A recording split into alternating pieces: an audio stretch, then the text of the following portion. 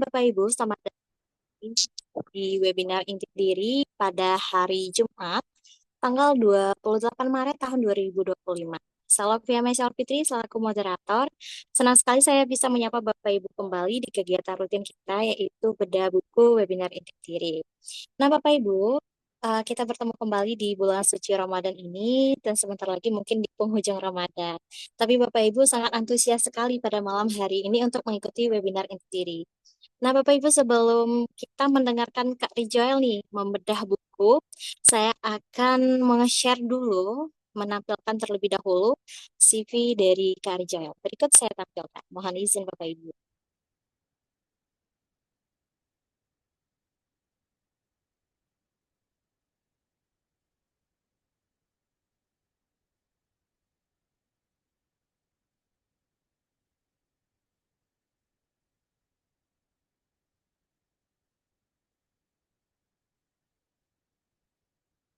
Kak Rijoel Mangasa Siagian SK merupakan lulusan dari Fakultas Kedokteran Universitas Indonesia.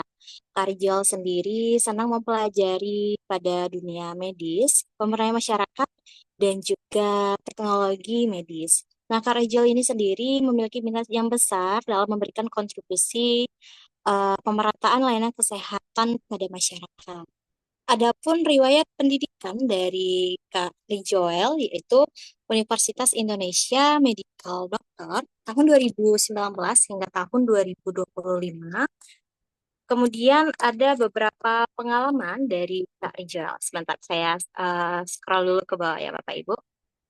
Yang pertama itu ada Dean Office Faculty Medicine of University Indonesia dari Februari 2025 hingga saat ini. Kemudian Cham Healthcare pada Februari 2025 hingga saat ini, kemudian freelance dari Januari tahun 2021 hingga saat ini, sangat luar biasa sekali ya, banyak sekali pengalaman dari Kak Rijoel. Kemudian Medical Technology IMERI FKUI, Research Assistant Part-Time dari Juli tahun 2024 hingga Januari tahun 2025. Kemudian Medico.id dan Medico.media, konten konseptor dan desain part-time dari September tahun 2024 hingga saat ini, Okru Indonesia dari Juli hingga November tahun 2024, Mesworld dari Mei hingga Agustus tahun 2024, Risetku Business Development and Marketing Assistant dari Juli hingga Desember tahun 2023. Luar biasa sekali Bapak Ibu, sangat banyak sekali nih Bapak Ibu pengalaman dari Kak Rijuel sendiri. Nah Bapak Ibu, pada malam hari ini Kak Rijuel akan membahas buku yang berjudul The Personal MBA karya Josh Kaufman. Nah, kira-kira apa saja yang akan dibahas? Yang pertama itu menjadi MBA secara otodidak, yang kedua itu tips mengoptimalkan isi buku The Personal MBA, kemudian value creation and value delivery, kemudian prinsip bekerja dengan diri sendiri dan orang lain, selanjutnya memahami, menganalisis, dan meningkatkan sistem bisnis, dan yang terakhir, refleksi dan simpulan.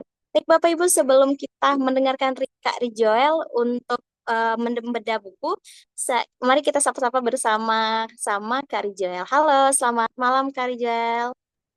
Ya, halo, selamat malam, Mbak Novia. Oke, baik.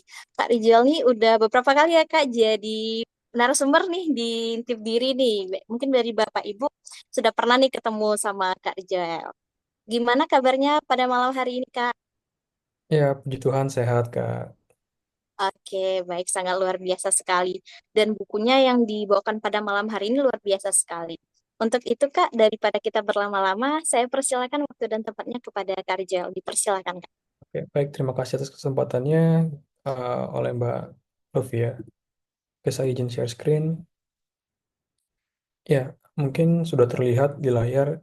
Ya, buku yang akan kita bedak atau kita ulas pada malam hari ini adalah The Personal MBA, karya dari Josh Kaufman. Mungkin sedikit berkenalan kembali. Uh, ya, saat ini saya sudah lulus dari FKUI dan juga untuk pengalamannya banyak di, di bidang media, terutama terkait dengan bagaimana menyebarluaskan informasi kesehatan ataupun kedokteran.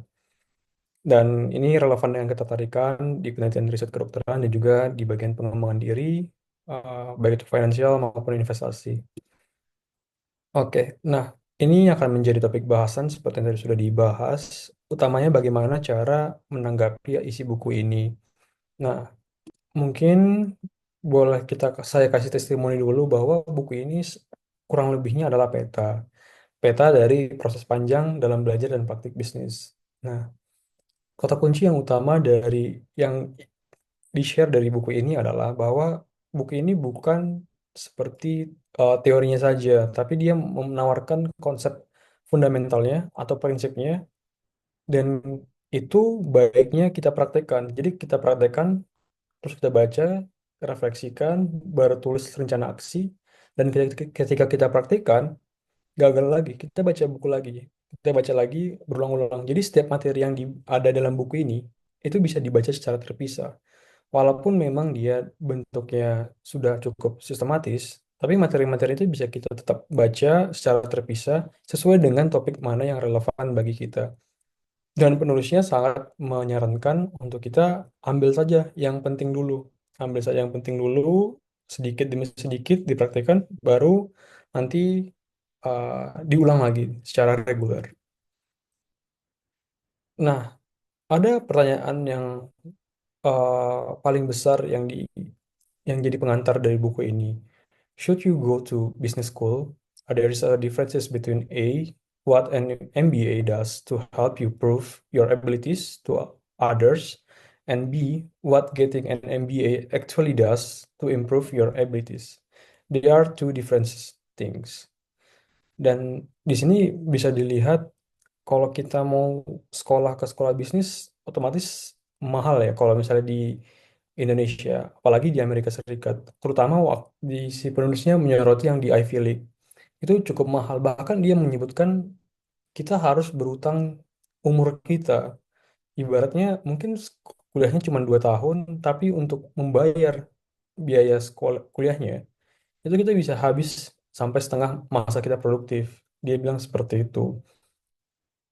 Nah, balik lagi, apakah memang sekolah MBA itu jadi stempel bahwa kita pernah sekolah, atau memang sekolah itu penting untuk meningkatkan kemampuan? Karena ini yang menjadi dilema dari si penulis. Karena si penulis ini waktu dia jadi manajer di P&G, itu bisnis yang di FMCG, salah satu produknya P&G itu Head and Shoulder. Kalau misalnya Bapak Ibu relevan dengan iklannya ya.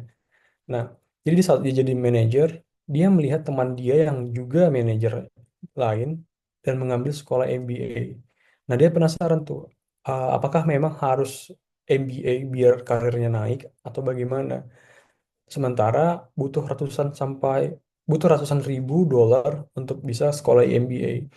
Nah, melihat teman dia yang katanya testimoninya sekolahnya cuman gitu-gitu doang, atau konsep-konsep yang diajarkan pun sebenarnya sudah outdated dibandingkan apa yang mereka kerjakan. Nah, dia berpikir bahwa lebih baik saya pergi ke perpustakaan, membaca buku, mungkin hanya habis sekitar 50 dolar untuk biaya membershipnya. Tapi itu saya udah bisa baca ribuan buku dibandingkan saya hanya cuman baca 4 buku yang dipaksa dan saya bayarnya ratusan ribu dolar. Nah, itu yang menjadi landasan kenapa si Josh ini bikin buku The Personal MBA. Jadi dia baca banyak buku, ribuan buku dari perpustakaan, dan dia sarikan kira-kira apa sih konsep-konsep penting dari bisnis. Dan ini diharapkan dari materi yang dia bahas itu kita bisa mengajari diri kita sendiri. Jadi skip business school, educate yourself. Jadi yang dia mau tekankan adalah bahwa semua orang bisa atau punya kesempatan yang sama untuk belajar bisnis, dan yang berbedanya itu adalah kita lebih uh, lebih di otodidak ya kalau kita nggak ngambil yang MBA school atau business school. Kita lebih banyak untuk prakteknya kalau misalnya kita mau secara otodidak untuk belajarnya. Nah, jadi Jos menemukan 3 masalah sistemik kenapa harus menjadi MBA secara otodidak bukan lewat perkuliahan. Nah, tadi biaya kuliahnya sangat mahal. Nah, kuliah sangat mahal, tapi hasil yang didapatkan itu nggak sebanyak itu gitu. Masih sama seperti kalau konteksnya level manager di Amerika. Dia tulisnya seperti itu. Jadi return of investment-nya itu sangat kecil karena pembaginya besar. Nah, program MBA dikatakan juga hanya mengajarkan konsep dan praktik yang telah usang. Jadi mereka akan banyak bahas studi case, tapi studi case dengan pendekatan yang mereka lakukan itu udah lewat semua gitu masalahnya. Sedangkan kalau misalnya di lingkungan pekerjaan yang jadi manajer, itu tantangannya, masalahnya itu selalu ada di masa kini dan butuh pendekatan-pendekatan yang baru. Nah, ini yang dia berpikir bahwa ngapain sekolah MBA kalau misalnya yang diajarkan yang dipraktikkan juga udah usang gitu. Dan yang ketiga itu lulusan MBA itu belum tentu dapat gaji yang fantastis. Nah, kalau di Amerika Serikat, kalau diceritakan ya, rata-rata lulusan yang akan bekerja di Wall Street itu lulusannya MBA, terutama MBA yang dari Ivy League. Nah, tapi nggak semua orang bisa dapat gaji yang atau kesempatan sebesar itu. Nah, banyak juga yang mentok-mentok di manajer di perusahaan besar yang lain, bukan yang di Wall Street gitu, bukan yang di industri finansialnya. Nah, jadi masih ada celah ataupun probabilitas bahwa untuk dapatkan gaji yang fantastis itu bukan untuk semua lulusan MBA gitu, hanya beberapa yang uh, topnya saja. Dan kalau misalnya dia pun ingin sekolah di sana, itu ibaratnya jadi pertaruhan yang nggak yang returnnya ataupun hasilnya nggak sebesar itu gitu. Nah, jadi alih-alih kuliah MBA, Jos memilih baca ribuan buku bisnis di perpustakaan. Dan uniknya, kenapa The Personal MBA ini terkenal ataupun banyak penggemarnya? Karena dia nulis web namanya Personal MBA. Nah, dia nulis web di situ dan dia uh, aktif menyuarakan tentang masalah ini. Jadi dia membuat The Personal MBA ini sebagai langkah dia juga untuk mempraktekkan ribuan buku yang dia bikin baik dari materi artikelnya dan juga bagaimana cara dia memarketingkannya gitu. Jadi dia ada saya kurang ingat yang dengan detail. Jadi ada satu nama uh, set atau siapa ya kalau nggak salah ya. Dia terkenal untuk yang bahas bisnis di internet. Jadi dia sering mengulas tulisannya si set ini gitu. Nah, jadi si set juga nge-mention webnya dia. Nah, jadi mereka saling tukar audiens tuh di situ. Dan itu yang membuat mereka momen krusial di mana dia mulai dapat apa namanya traffic yang gede. Nah, jadi ya secara nggak langsung Josh sudah melakukan apa yang dia tuliskan juga dari apa yang sudah dia baca dan carikan. Nah, kedua, bagaimana tips mengoptimalkan isi buku dari The Personal MBA? Jadi, kata kunci yang paling utama ditekankan Josh adalah basis itu tentang skill, bukan profesi ataupun titel. Nah, seperti skill-skill yang kita tahu, itu kan butuh latihan, gak hanya tentang membaca dan juga duduk di bangku kuliah saja. Lebih banyak di uh, dilakukan secara nyata ya ataupun secara praktik. Nah, oleh karena itu, Jos sangat menekankan sekali kalau kita membaca bukunya itu dicari aja mana poin-poin yang penting, di skimming ataupun dipindai materi-materi yang sesuai dengan kebutuhan kita. Misalnya Bapak Ibu lagi membuat bisnis, kira-kira bingung idenya apa. Nah, nanti di bagian bab value creation itu ada banyak jenis tipe-tipe bagaimana cara membuat value ataupun membuat ide-ide bisnis yang menarik ataupun yang menyelesaikan masalah audiens. Nah, jadi kita nggak perlu baca dari awal, baca sesuai apa yang kita butuhkan. Nah, dari setiap poin yang tadi, misalnya kita sudah menemukan poin tentang value creation, kita catat yang penting dan Joe sangat menekankan sekali bahwa kita akan tulis dengan pena. Kenapa kita dengan tulis dengan pena? Karena kita akan memikirkan ulang, melakukan refleksi, dan nanti harapannya kita bisa membuat rencana aksi. Oh, setelah kita tahu poin pentingnya, kita tulis, kita rimang-rimangi atau kita refleksikan, oh ternyata ini loh hal yang bisa kita lakukan dalam waktu dekat ataupun dalam jangka panjang nanti ya yang jadi targetnya. Dan Josh juga menyarankan untuk kita mengulas ini secara reguler. Kenapa? Karena untuk menguatkan pemahaman. Karena memang materi-materi yang diberikan Josh di materinya itu memang nggak sangat bukan yang spesifik, tapi yang general tapi fundamental atau yang cukup cukup untuk jadi clue gitu. Kalaupun kita ingin mau memperdalam lagi, itu pasti ada butuh referensi lain. Tapi kalau untuk cukup sekedar tahu dan bisa praktek, di buku ini materinya sudah cukup gitu. Dan keempat, kita perlu diskusikan ke kolega ataupun rekan. Karena tadi Jos hanya kasih gambaran besar dan mana itu cukup untuk dipraktekkan. Nah, kita perlu diskusi dengan rekan kita terkait dengan bagaimana sih cara mereka melakukan implementasi itu atau mengaplikasikan materi itu. Kenapa penting? Karena seringkali bagi orang-orang yang sudah mencoba kemudian gagal ataupun yang berhasil, mereka pasti ketemu tips ataupun clue yang membuat mereka bisa lebih cepat untuk uh, atau lebih cepat ataupun lebih optimal untuk melakukan apa yang ada di poin materi itu. Jadi penting sekali untuk diskusi dengan teman ataupun kolega yang juga memiliki bisnis dan mengimplementasikannya. Dan kelima, meskipun kita sudah tahu atau menjalankan keempatnya, kita harus punya mindset untuk mengeksplorasi karena di sini Just juga uh, dia mengakui atau menyatakan bahwa masih banyak di ruang untuk peningkatan ya atau room of improvement. Jadi ada banyak hal yang bisa dieksplorasi dan penting untuk mengintegrasikan ilmu yang ada di buku ini dengan materi yang lain.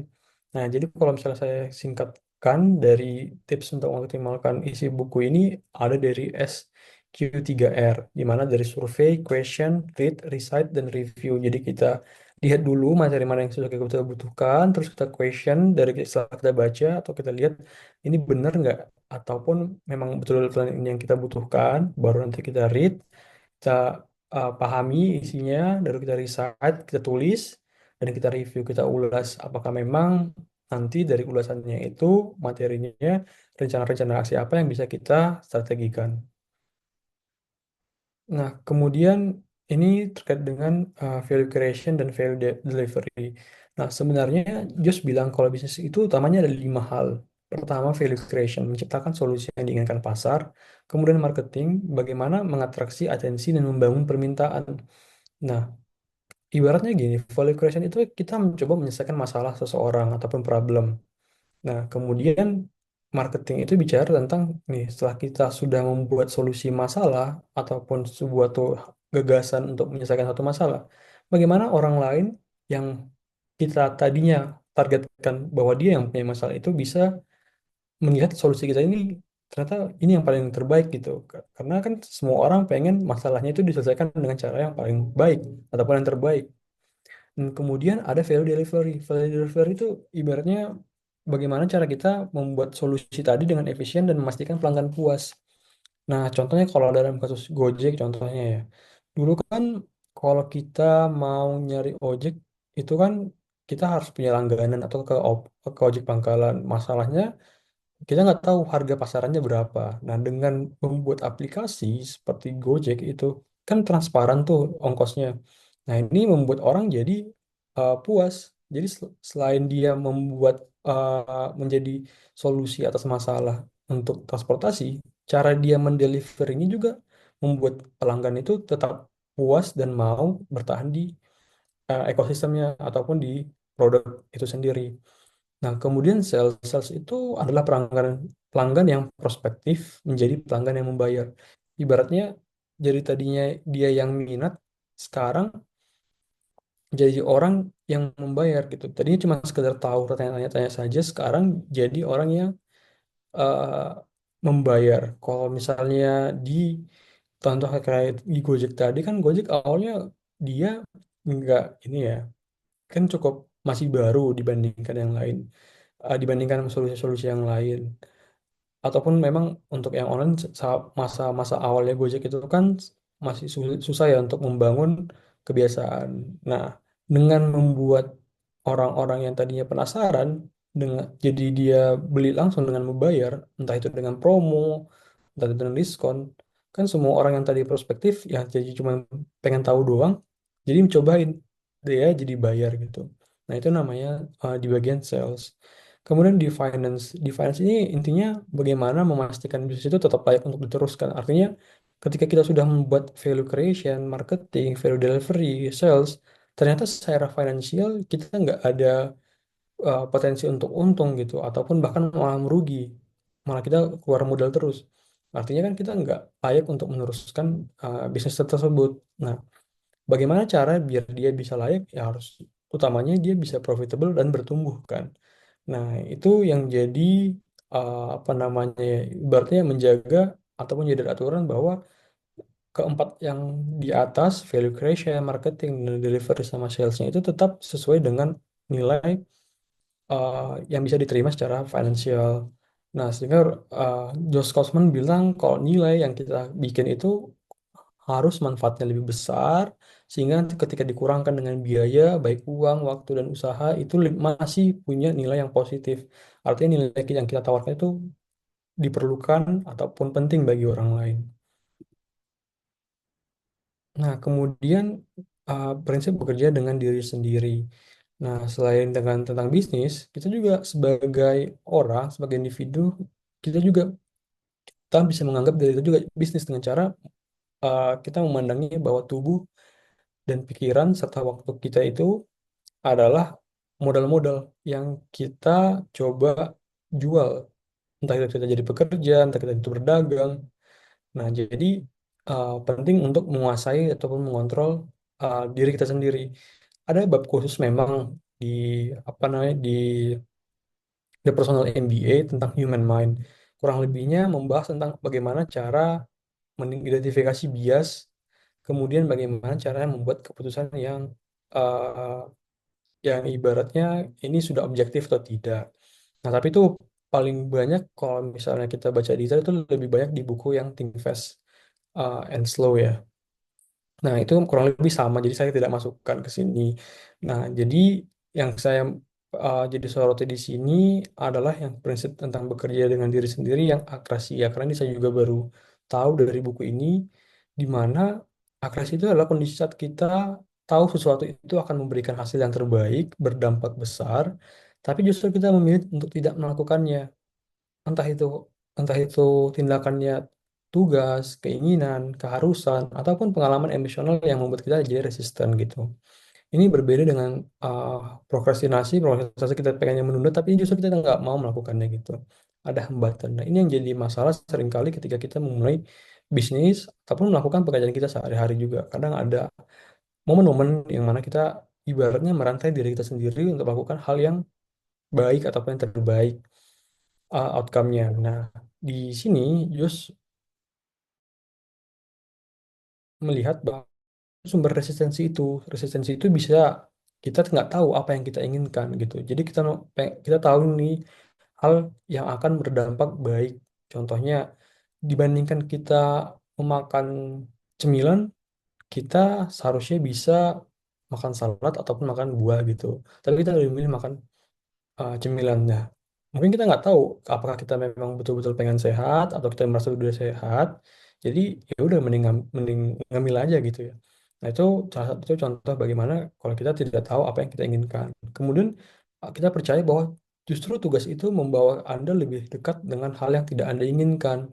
Misalnya, kalau kita ngerjakan kerjaan itu lebih cepat dari yang dimintakan, kita takut justru kita malah dikasih pekerjaan yang lebih banyak lagi dibandingkan rekan kita yang lain. Nah, jadi otomatis hal yang di kepala kita muncul itu ya udah kita perlambat aja ngerjainnya dan kalau bisa ya udah mepet deadline aja biar nggak ada potensi untuk ditambahin pekerjaan. Nah, ini yang bisa jadi memunculkan akrasi-akrasi tadi. Kita tidak melakukan pekerjaan yang berdampak lebih besar. Kemudian kita mungkin aja kita berpikir bahwa hasil yang kita kerjakan itu akhirnya tercapai, tapi kemungkinannya kecil gitu. Misalnya kita udah berjuang bisa dapat tes tes masuk ataupun tes ke universitas besar gitu ya misalnya so kayak mau ngambil MBA di Ivy League contoh, tapi kita berpikir bahwa kalaupun nanti lolos ya itu kan kemungkinan kecil gitu, ngapain kita kerjain gitu.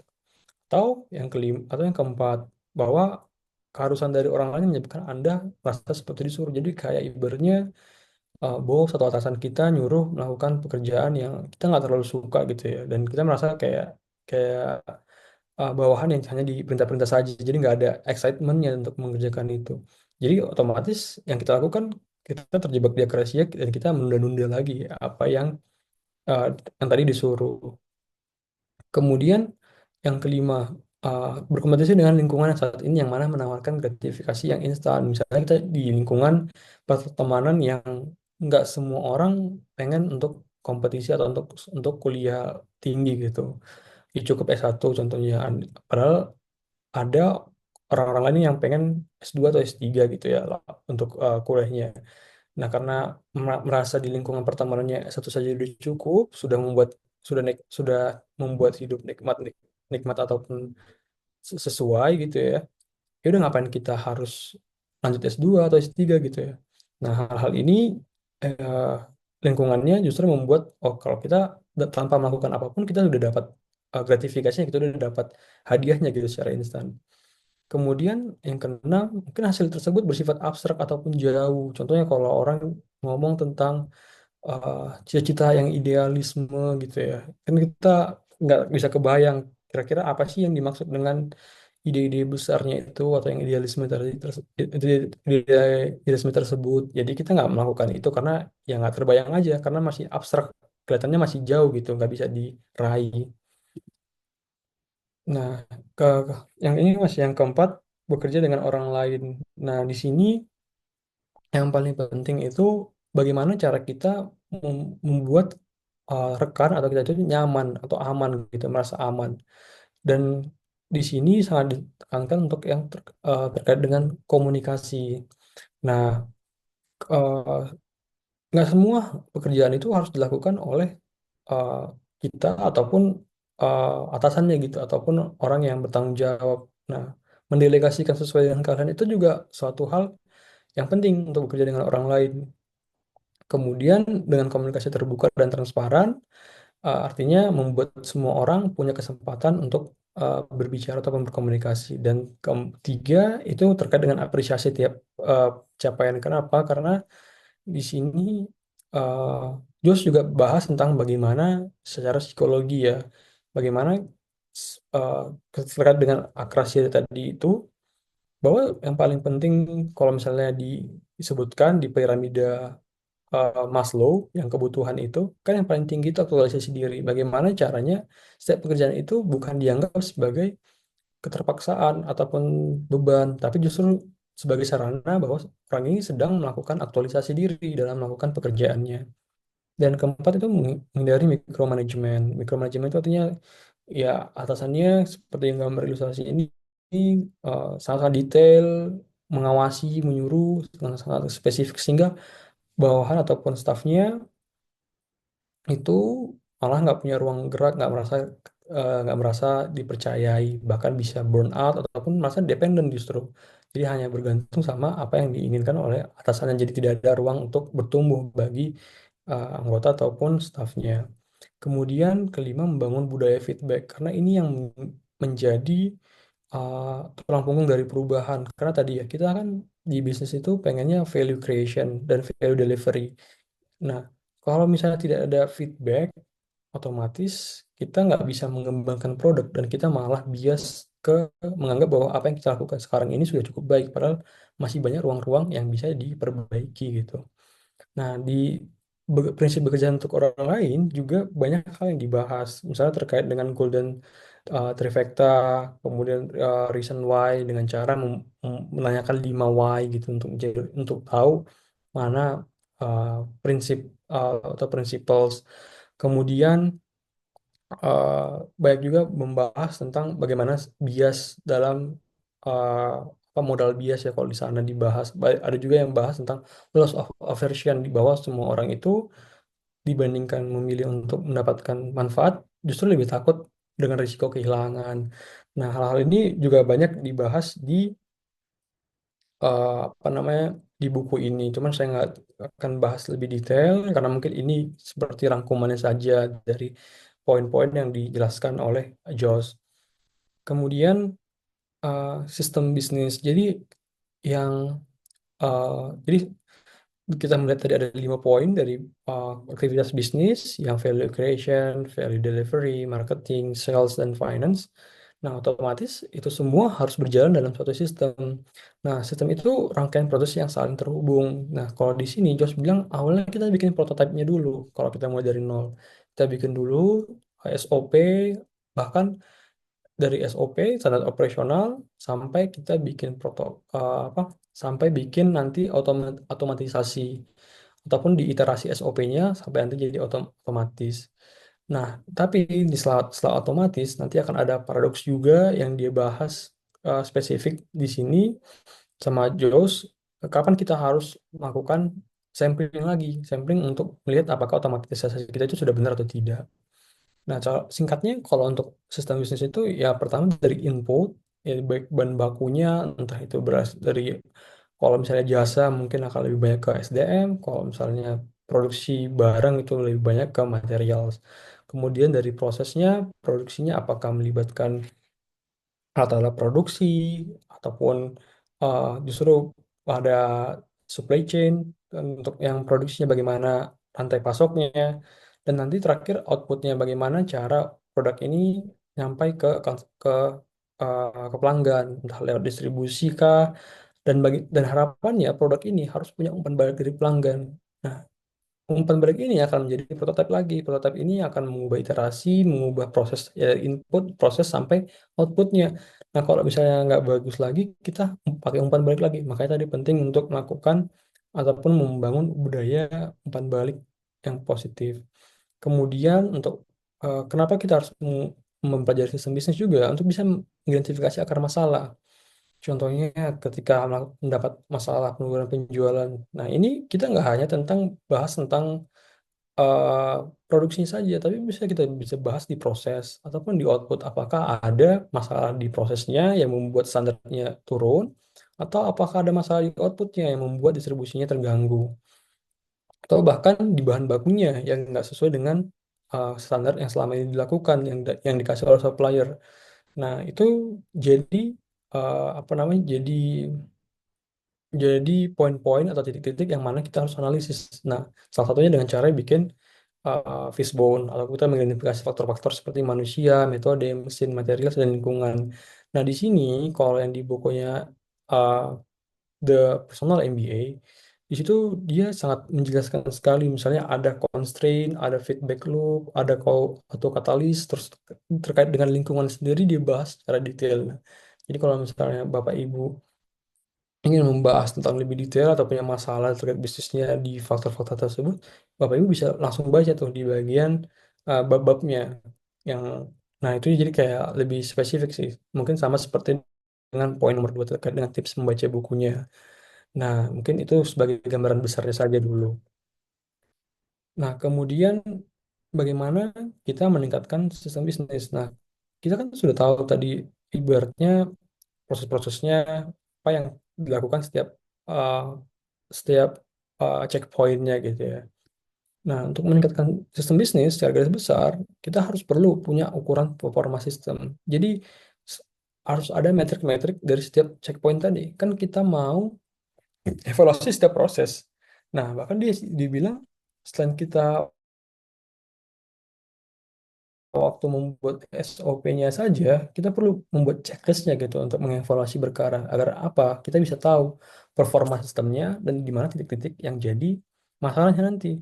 Nah, ini akan terkait dengan bottleneck atau di mana akar masalah yang menghambat. Kan dari sistem yang konsisten tadi kan kita anggap seperti arus ya, atau seperti arus air dari atas ke bawah.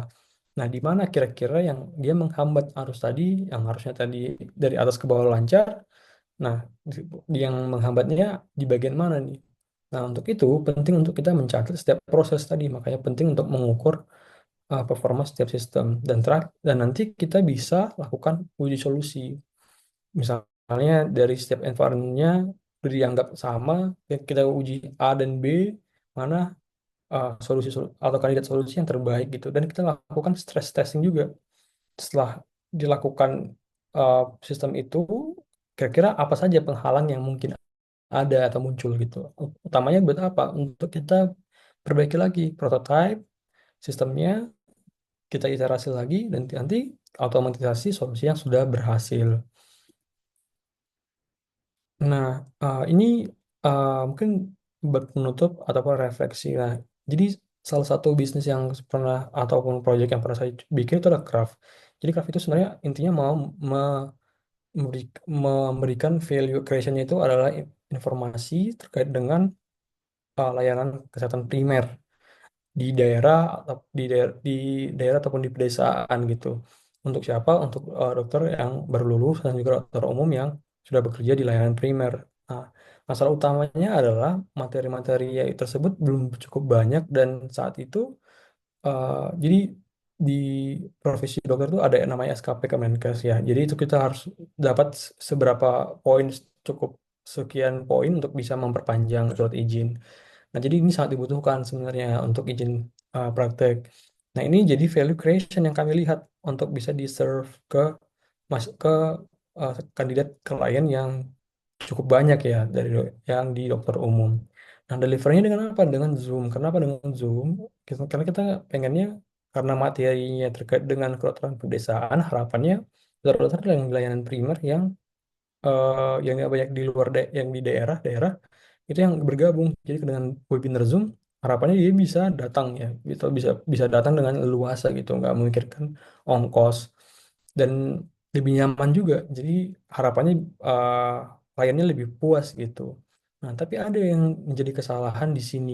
Eh, dari segi marketing kami bikin media yang cukup apa namanya cukup unik ya. Jadi konten-kontennya lebih ke konten-konten yang informatif. Bahkan kita untuk satu konten aja kita baca bisa 3 sampai 4 buku ataupun jurnal untuk bisa membuat satu konten kayak gini.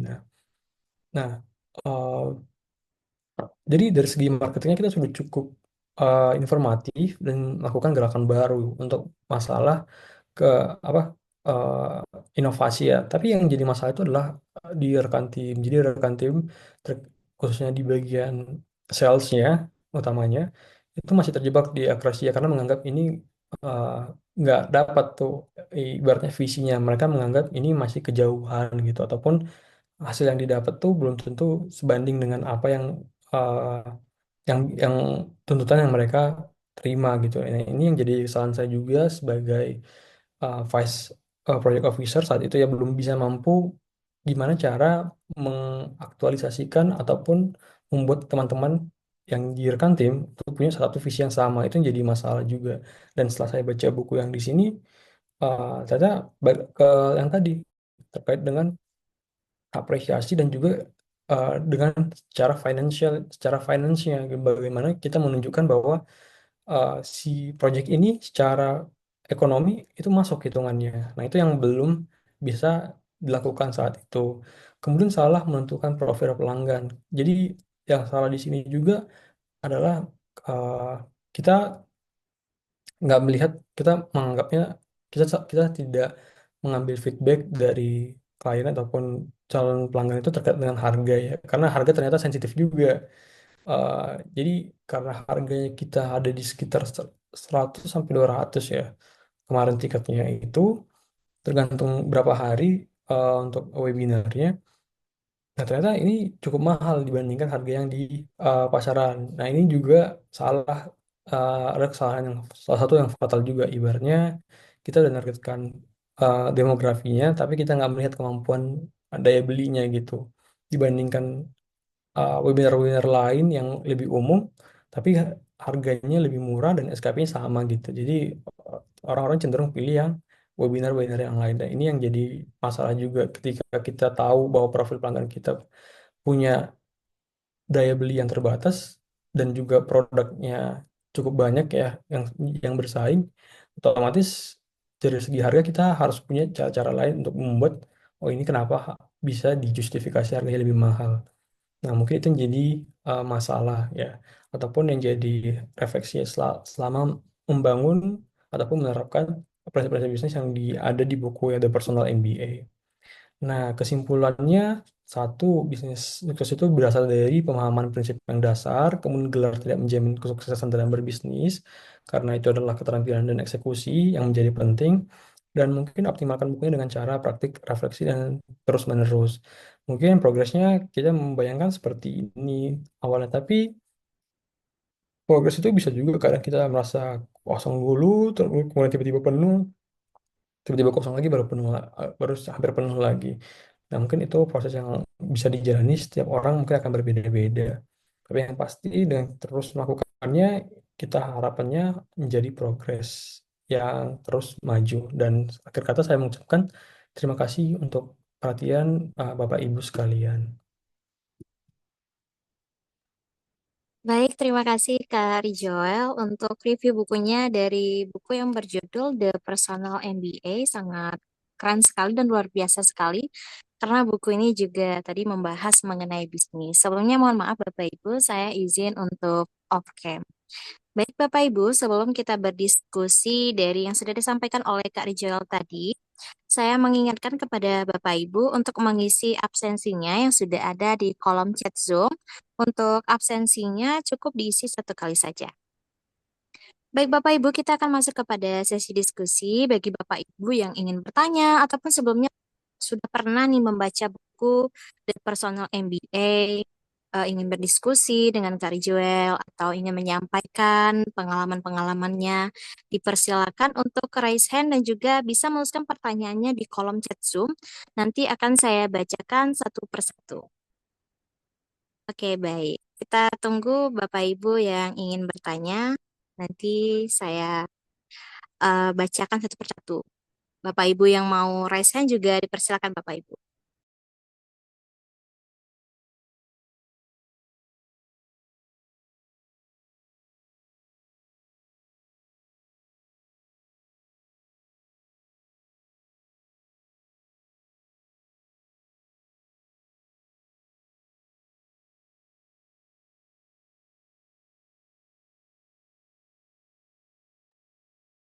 Ayo Bapak Ibu, mana tahu mau diskusi sama Kari Joel nih mengenai buku The Personal MBA tadi atau mungkin oke, baik. Di sini sudah ada Mister Dar yang sudah raise hand. Dipersilahkan.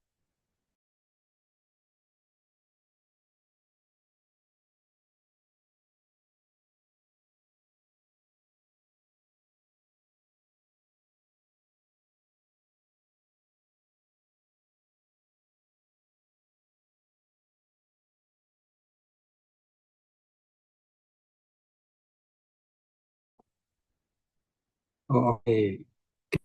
Suara Kak Rajul. Halo, ada suaranya Kak? Ya, Sudah terdengar. aja.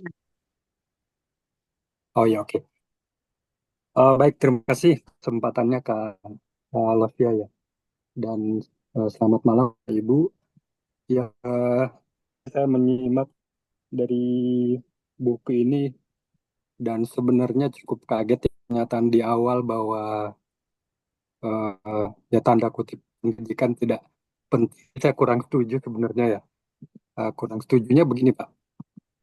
Dari pengalaman saya berkarir di perusahaan, kalau lihat memang ada posisi-posisi tertentu yang mungkin dari pengalaman mereka sudah belasan atau mungkin puluhan tahun dan kelihatannya itu seperti expert. Nah, namun ada memang area-area atau pada level-level tertentu itu kemudian sentuh, tidak tersentuh dalam arti eh, memang itu perlu dari knowledge yang mungkin didapatkan dari pendidikan atau dari bacaan-bacaan yang sangat banyak gitu. Dan kita tahu sendiri literasi kita orang Indonesia dan mungkin termasuk saya ya. Kenapa saya juga join ke grup Intip Diri ini karena sebenarnya kurang begitu eh, sering membaca. Nah, Intip Diri ini kan menarik karena dibahas buku-buku yang mungkin bestseller di dunia ya. Jadi disarikan oleh eh, pemateri atau pembicara seperti Kak Rajul ini gitu.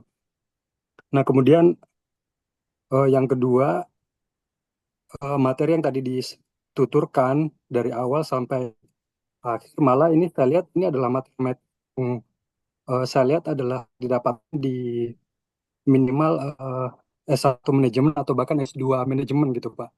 Tadi ada istilah-istilah analisis fishbone, kemudian analisis SWOT ya, kemudian tadi ada juga 4M1E yang main method material dan environment itu ya tidak didapatkan di materi perkuliahan begitu Pak. Jadi itu yang saya sebut tadi, orang yang dengan level tertentu pengalaman mungkin lama, kelihatan expert, tapi memang ada area-area tertentu yang kemudian dia tidak bisa berpikir secara struktural karena memang tidak mendapatkan materi-materi seperti yang tadi dipaparkan oleh Kak Rajul itu gitu. Seperti ya itu tadi analisis SWOT, kemudian bagaimana membuat SOP. Nah, itu kan semuanya perlu men, memiliki kerangka berpikir yang secara struktural untuk melahirkan suatu analisis atau bahkan membuat secara SOP yang eh, terstruktur gitu dari akar masalah, kemudian bagaimana mencari mengidentifikasinya sampai membuat pemecahan masalahnya gitu. Nah, ini yang eh, cukup mengagetkan karena ya inilah peserta yang di sini yang ada ratusan orang, siapa sih yang sudah membaca ribuan buku gitu.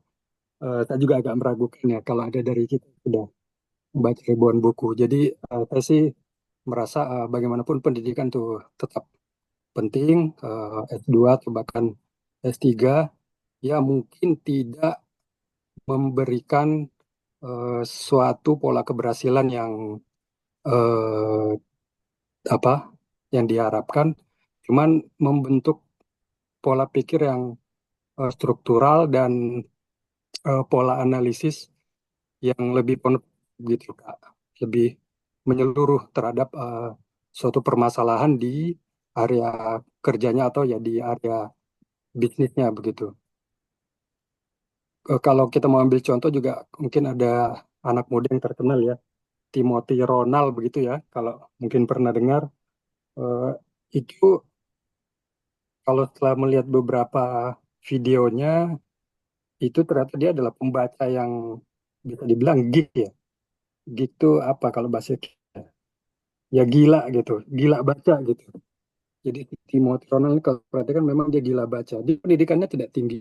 Tapi kalau bila melihat video-video dia, analisis-analisis dia tuh eh, sangat dalam begitu ya, mendalam dan yang mungkin bahkan level-level orang yang berpendidikan juga bisa kalah gitu sebenarnya oleh si Timothy Ronald ini ya, meskipun dengan berbagai kontroversinya begitu ya.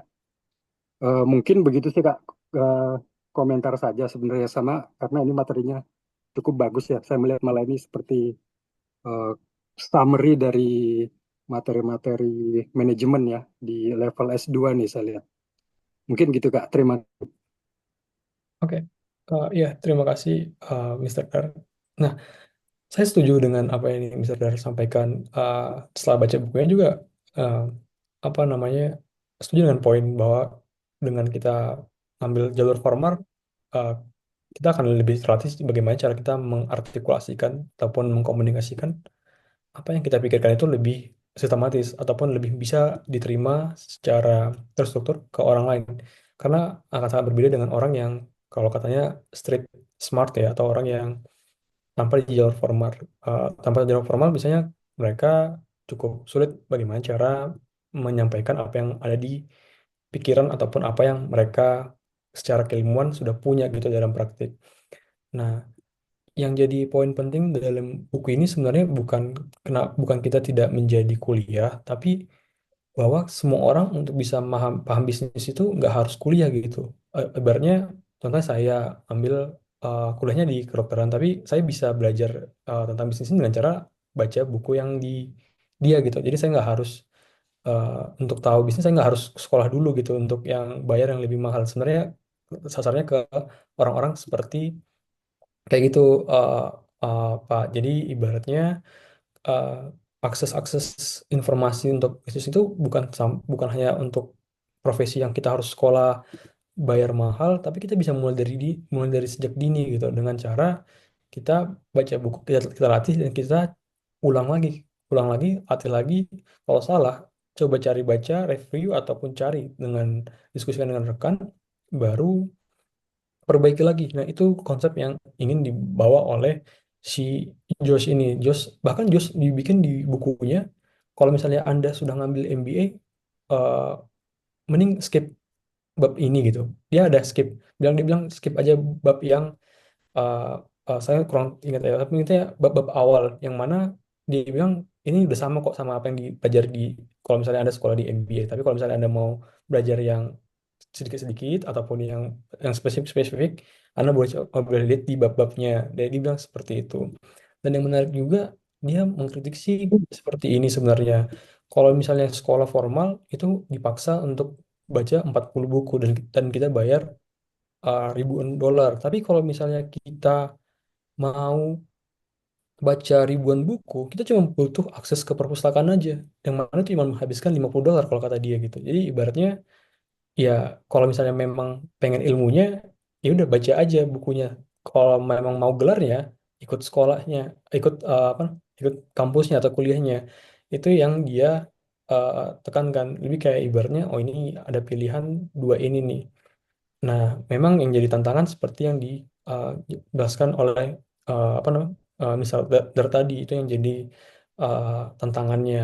Bukan malah apa namanya merendahkan ataupun ibaratnya me- tidak mementingkan pendidikan yang formal, justru lebih membuat oh ada opsi lain nih kalau mau belajar kita bisa baca buku yang banyak. Bahkan di situ ditulis kenapa satu kuliah isinya 200 orang baca satu buku gitu yang dibahas. Bukankah 200 orang mahasiswa bisa baca 200 buku yang berbeda? Nah, itu yang ditulis jadi pertanyaannya Josh juga untuk jadi kenapa dia nulis buku ini juga gitu. Harusnya orang kuliah itu bukan 200 orang baca satu buku, tapi 200 orang baca buku yang berbeda-beda. Dia bilang seperti itu harusnya. Nah, mungkin itu sih yang uh, untuk menanggapi yang Mr. Dar kalau misalnya ada yang kurang menjawab, mungkin ataupun yang kurang berkenan mungkin mulai apa ruang untuk maafnya ya Mas. Pak. Mungkin begitu.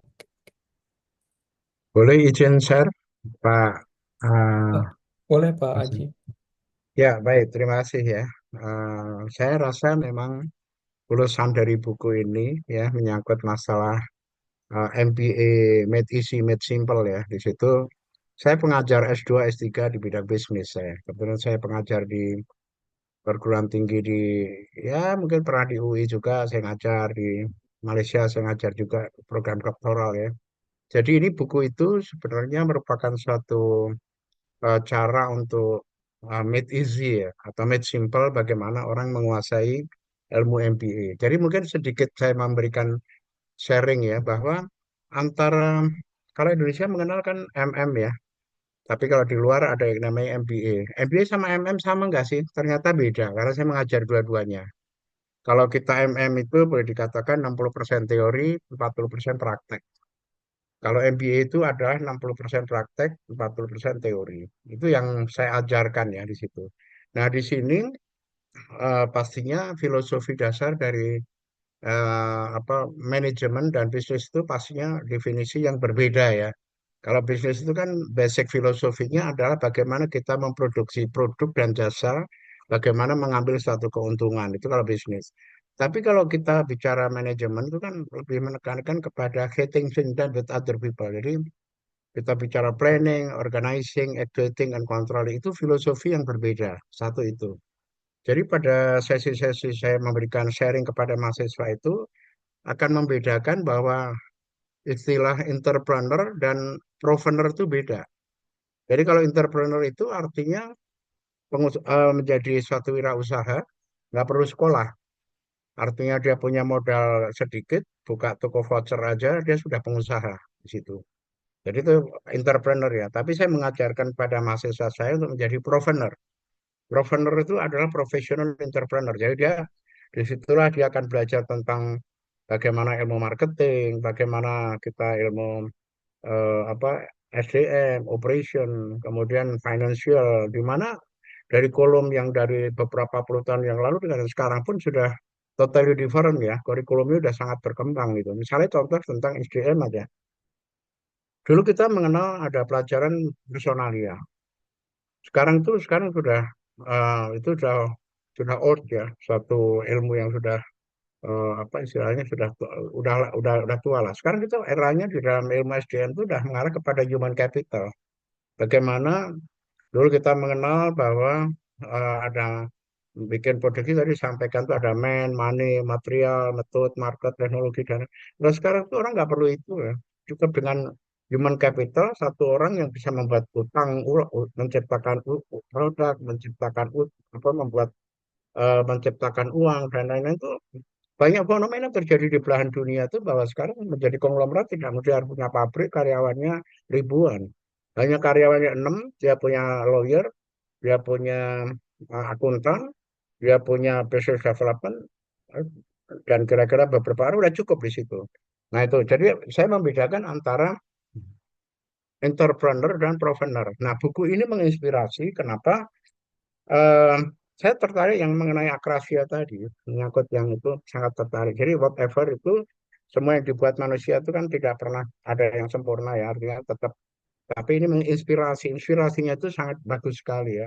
Jadi kadang-kala saya juga mengajar statistik aja, orang kan terlalu saintis agak sulit ya membuat kita itu apakah ini bagaimana kalau multivarian atau apapun itu. Tapi saya buat buku tulisan yang made easy, made simple, bagaimana orang menguasai apa statistik itu dengan mudah. Jadi kita membuat gampang, simple, ngerti statistik yang rumit jadi gampang. Begitu pula MBA, begitu pula manajemen itu memang kalau dilihat sebagai anaknya ilmu ekonomi ya, bukan anak malah cucunya ya. Kalau kita lihat babonnya itu kan orang fakultas ekonomi. Makanya kenapa sekarang fakultas ekonomi menjadi fakultas ekonomi dan bisnis. Karena bisnis itu ada cucu dari ekonomi. Jadi ekonomi itu babonnya kita mengenal di situ belajar tentang Adam Smith, Adam apa di anaknya masih kita ketemu ya. Misalnya kita anaknya ekonomi kan manajemen, anaknya manajemen tuh bisnis itu. Jadi dokter bisnis dan dokter PhD manajemen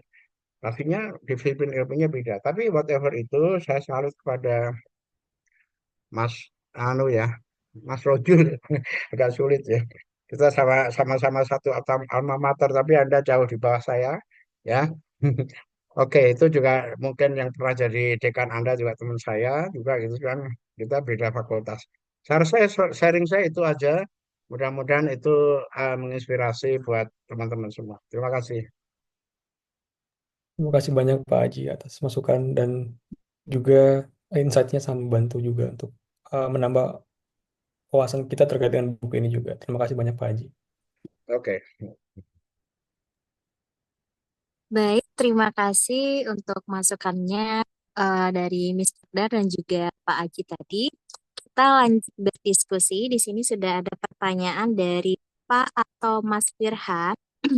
Pertanyaannya adalah, kalau sekolah bisnis di Amerika saja tertinggal dalam belajar tentang real bisnis, gimana dengan kampus di negara seperti Indonesia?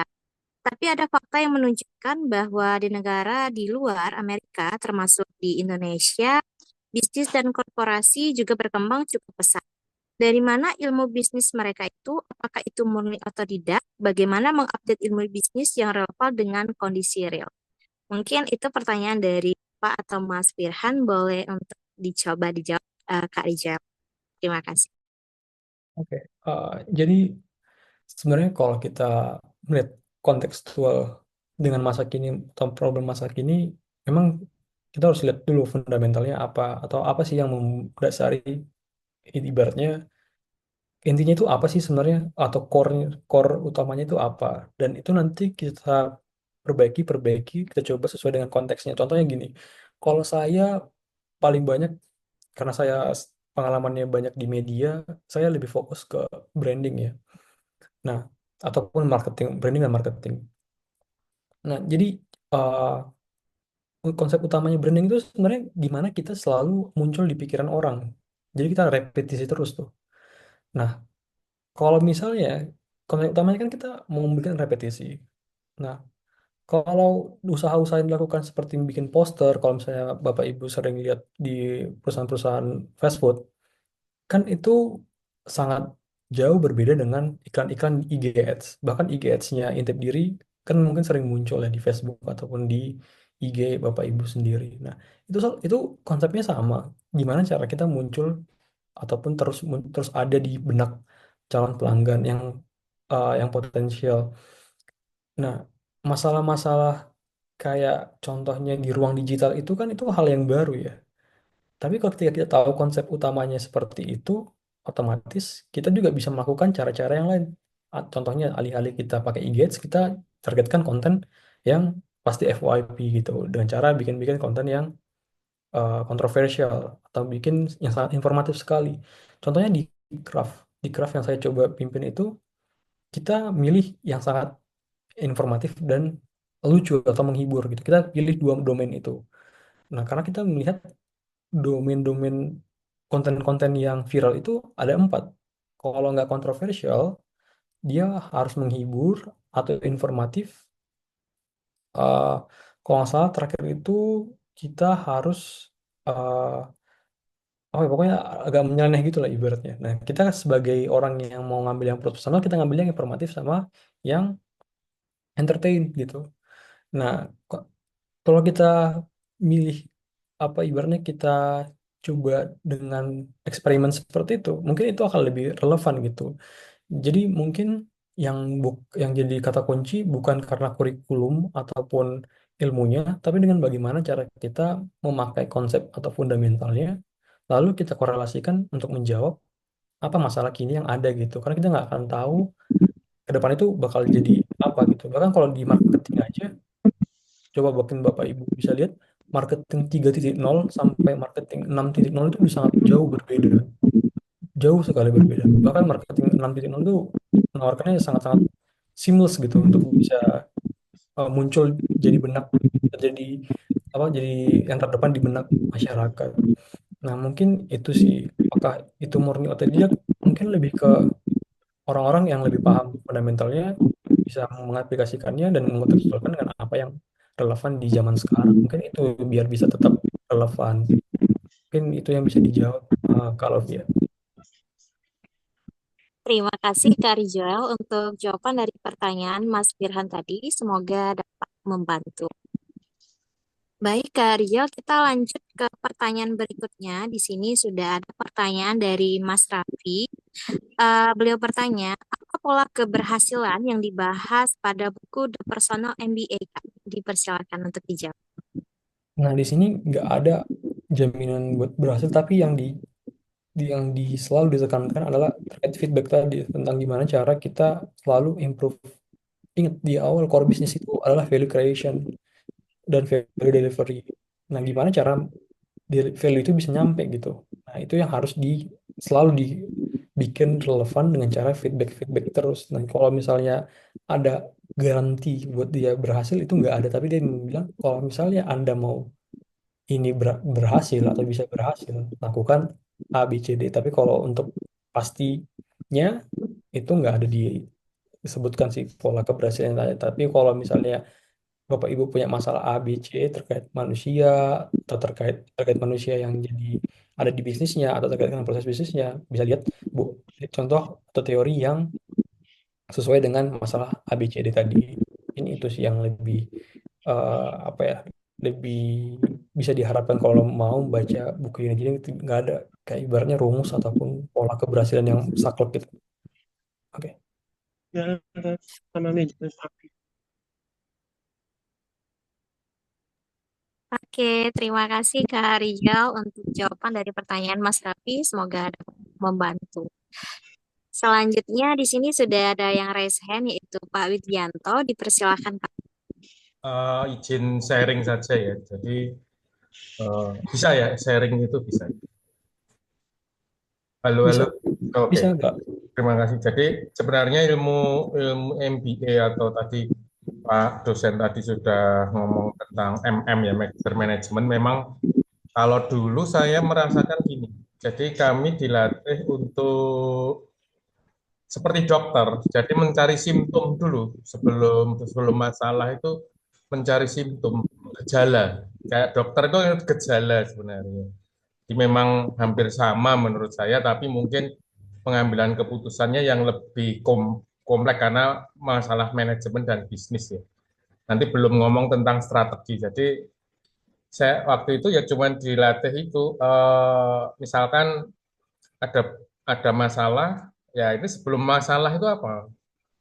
Latar belakang sebelum latar belakang masalah itu apa sebenarnya? Simptom seperti kalau Pak Dokter itu kan, kalau sudah batuk 3 hari, kering atau berdahak atau apa, oh, oh, ini obatnya ini. Kami memang dilatih itu, gitu ya. Jadi di Magister Manajemen itu ada yang melatih semacam itu pengalaman saya, dan memang bisa digunakan di lapangan karena kita bisa melihat lebih jernih masalah apa dulu yang harus dipecahkan. Misalkan laporan keuangan sudah bagus, penjualan sudah bagus. Ini nanti akan ada masalah apa ya? Ya, biasanya masalah persaingan. Pasti karena produk kita laku, ya berarti kan nanti ada pesaing masuk. Nah, bagaimana menghandle, membuat entry barrier-nya pesaing supaya masuk, gitu kan? Jadi, nah kami selalu dilatih itu berhari-hari. Jadi berpikir keras ya di situ, dan memang bisa digunakan di lapangan dengan lebih mudah ini. Eh, Memilah-milah masalah, kemudian, oh ini masih gejala ini, masih gejala, belum belum parah, tapi kalau yang ini parah dan seterusnya ya. Jadi MBA memang asiknya di situ, dan kalau saya sih bukan MBA tapi Magister Manajemen, tapi sudah jauh lawas banget ya, lawas banget. Jadi bagi saya itu membuat saya bisa berpikir lebih terbuka bagaimana memecahkan gejala ya, gejala ini kalau terlalu laris juga, produknya laris terus, ini yang beli siapa sih? Jangan-jangan pesaing gitu kan. Jadi tugas para manajer itu sebenarnya skeptis gitu. Jangan terlalu senang dulu gitu. Jadi, nah itulah kami dilatih dari berbagai sudut pandang ilmu manajemen ya, keuangan, pemasaran, SDM, operasional, sehingga nanti agak agak mateng lah. Nah, kebetulan juga memang kalau memang untuk yang misalkan masih masih masih jomblo atau pengen magang itu, dulu saya dimagangkan di mungkin masih anu ya, ini ya, konsultan pemasaran Hirmawan Kertajaya itu. Nah, di situ saya berapa? 8 bulan atau berapa. Kan langsung ke ini ya, ke klien-klien. Oh, sebenarnya permasalahannya bukan di marketing, tapi keuangannya sebenarnya. Obatnya itu bukan pileknya, tapi gatelnya. Misalkan kalau itu istilah istilah kedokteran. Jadi, tapi kalau di manajemen sebenarnya pola pikirnya hampir sama menurut saya. Hanya itu saja sih untuk sharing bahwa MBA atau Magister Manajemen. Walaupun sekarang saya lihat Magister Manajemen itu malah kayak Magister Science, pemodelan, pemodelan, kemudian menghitung pengaruh. Kalau saya berpendapat ya problem solving. Jadi memecahkan masalah yang paling paling krusial dulu. Beberapa kali saya membantu istri saya, kebetulan istri saya manajer kan. Oh ini kamu lihatnya di sini dulu, misalkan gitu. Supaya yang lain bisa terbuka masalahnya, dan memang dari lihat data itu memang bisa sih. Itu saja, terima kasih, sharing sederhana saja. Matur nuwun. Terima kasih juga untuk sharingnya Pak Widianto. Terima kasih Pak Widianto. Kita lanjut dari Kak Raffi tadi, meminta untuk pembahasan value creation lagi Kak Rijal. Oke, jadi kalau di value creation itu utamanya ada 12 jenis value yang bisa ada, ataupun jenis jasa, bukan jasa sih, jenis hal yang bisa ditawarkan ya dalam konteks bisnis.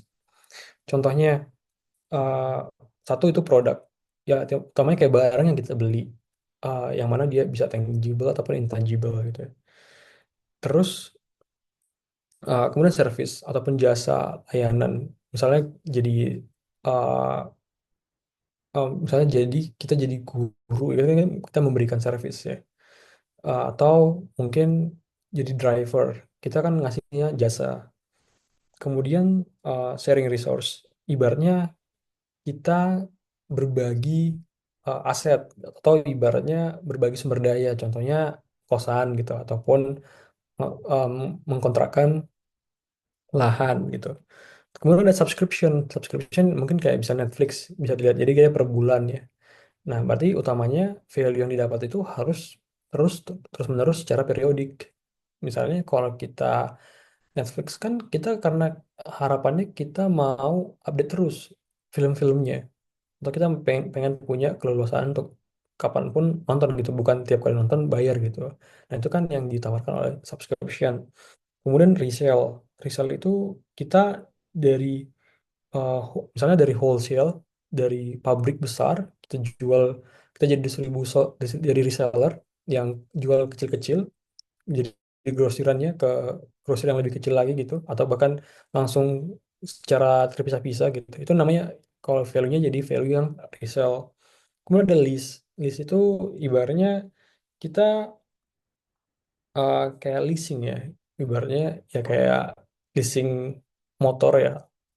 Nah, kemudian ada yang agensi. Agensi kita dalam konteksnya utamanya seperti uh, kayak agensi-agensi marketing ataupun agensi-agensi uh, content creator yang ada yang paling banyak di dunia digital sekarang.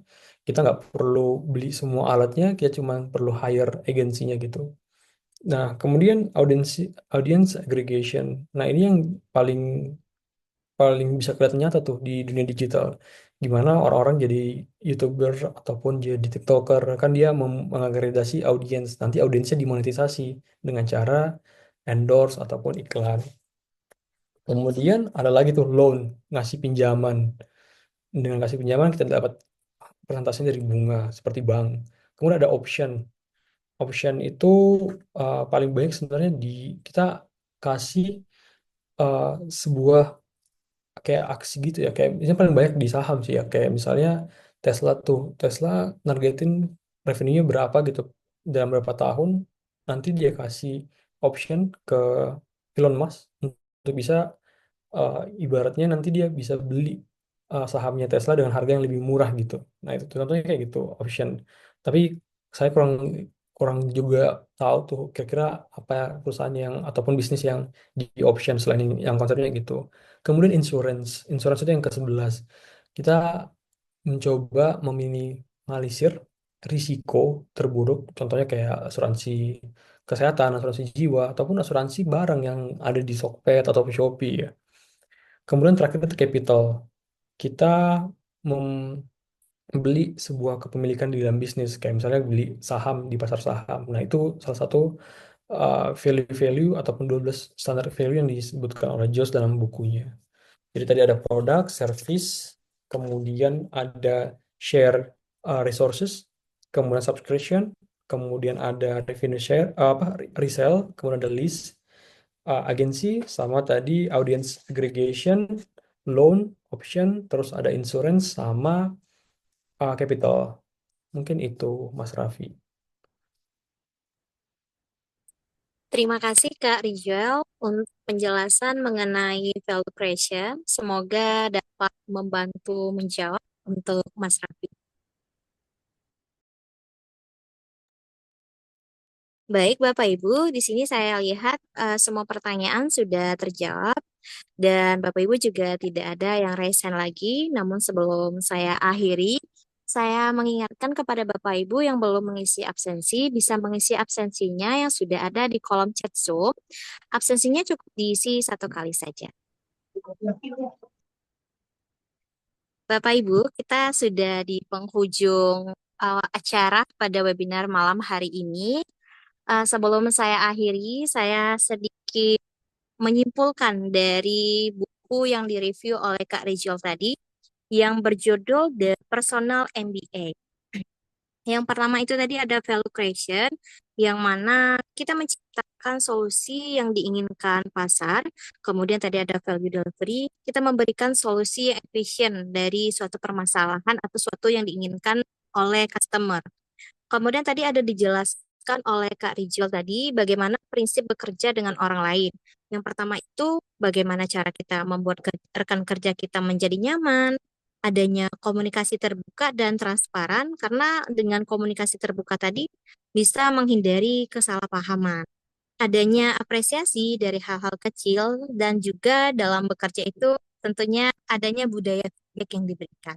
Kemudian kita memahami, menganalisis, dan meningkatkan sistem bisnis. Karena bisnis tadi seperti yang dijelaskan oleh Kak Rijal tadi itu suatu rangkaian proses yang tentunya saling berhubungan.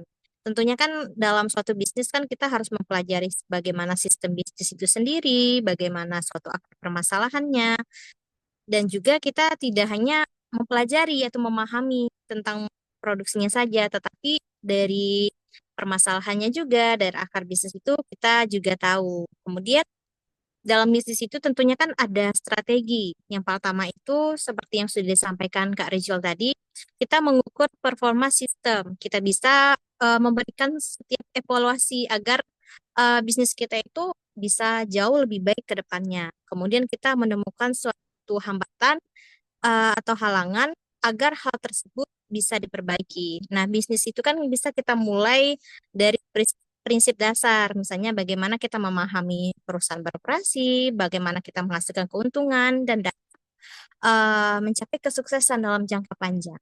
Mungkin itu saja yang dapat saya simpulkan dari buku yang berjudul The Personal MBA. Saya mengucapkan terima kasih banyak Kak Rejel pada malam hari ini, sangat luar biasa sekali sudah